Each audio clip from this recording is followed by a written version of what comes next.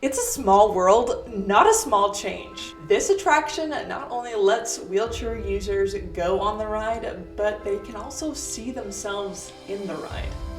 Hi, I'm Kendall, your travel accessibility advisor, and in this video we are talking about It's a Small World and the accessibility representation in the ride, as well as the accommodations that the ride offers for guests who use wheelchairs or mobility devices. It's a Small World is what Disneyland calls a WAV ride, or wheelchair access vehicle. And a WAV ride is considered to be a ride that allows guests to remain in a wheelchair to experience the attraction without transferring. Each WAV vehicle has its own mechanisms to help wheelchair users transfer onto the vehicle, and in my opinion, It's a Small World is definitely one of the cooler ones. But it's not just the cool machines that make this ride stand out.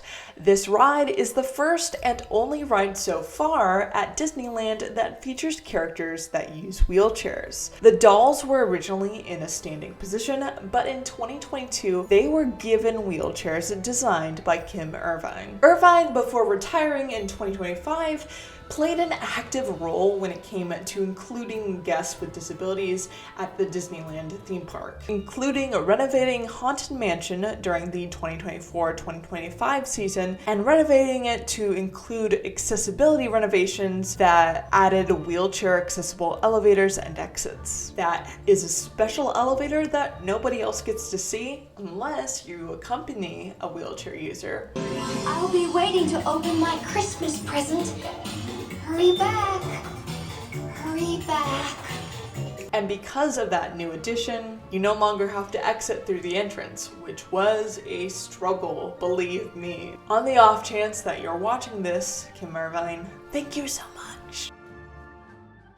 And for It's a Small World, Irvine wanted to ensure accurate representation, so she consulted Erin Quintanilla, a person with a disability who uses a wheelchair and is also the manager of accessibility at the Disneyland Resort, to ensure that this goal would be accomplished. The dolls were made to fit in the original style and aesthetic of the ride without compromising details like the rim or the angle of the footplate. And let me just say, I love it when people consult people with disabilities to ensure that what they're trying to represent is accurate. We love to see it. These new additions make my inner child smile. Just the thought of the next generation of kids and they're on the boat ride and they see the wheelchair user doll and then they hear the lyrics, "There's so much that we share." It's very heartwarming for me, and it makes little Kendall smile. I grew up going to Disneyland. My parents would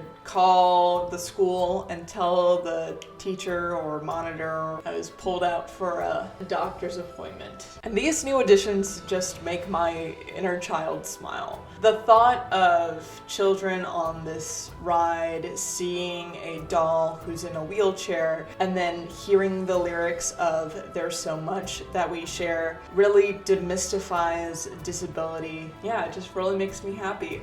But what are your thoughts? Do you like the new features added? Do you feel like it's accurate enough, or is it just performative? Let me know in the comments below. And it's great that wheelchair users are depicted in the ride, but how do wheelchair users get on the ride? It's a Small World is located in Fantasyland. It has its own separate section compared to the rest of the Fantasyland rides, but it is located in Fantasyland, and my suggestion personally is that you would take the monorail, and the monorail is going to take you from downtown Disney to Tomorrowland, and Tomorrowland is right next to Fantasyland, so you literally just walk straight and you're there. Walk or roll, I should say.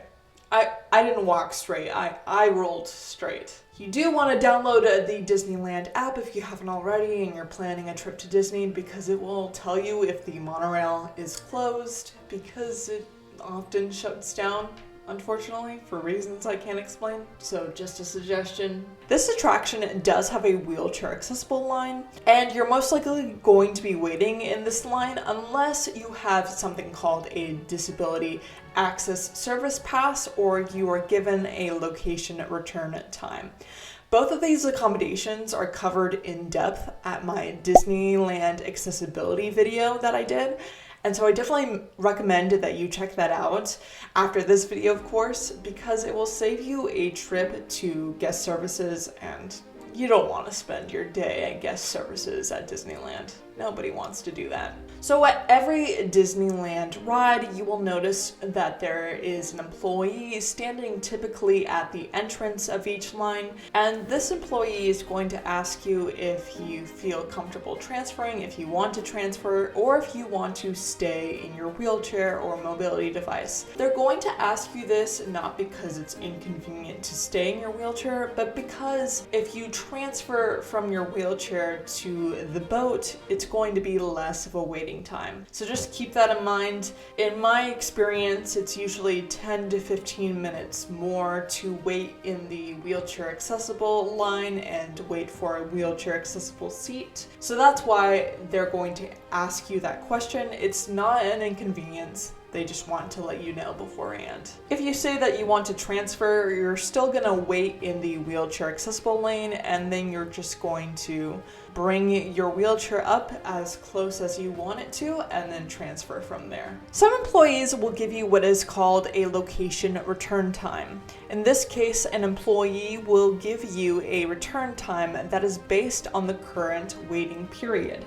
And instead of waiting in line, you'll have the opportunity to roam the park and to find some shade if you're lucky. However, because there is a wheelchair accessible line, location return times are given less frequently at this attraction. When it's your turn to board, a ramp comes out. You wheel yourself onto the platform. It's a hydraulic lift, and an employee straps your chair down, then the platform lowers and turns you face forward, all while the boat itself stays completely still. My power chair fit with 0 issues. Your mobility device will fit as long as it does not exceed 36 inches wide or 52 inches long.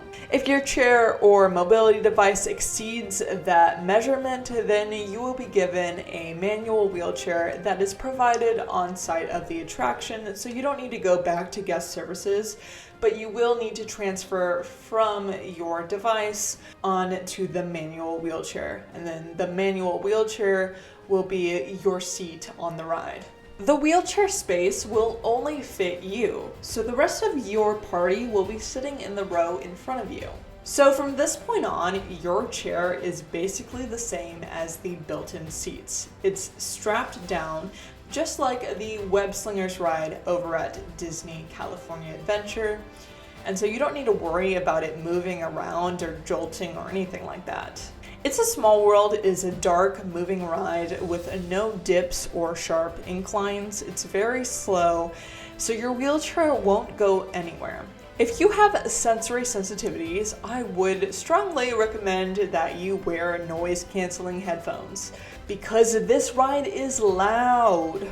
When it is your time to exit, the tour boat will veer off to the side. It can take a minute for the boats ahead of you to unload, so during this time, boats behind you will bump into you. Nothing drastic, just wanted to mention it. When the boat comes to a stop, an employee will unstrap your wheelchair and the ramp magically comes back down. And just like that, you have conquered It's a Small World.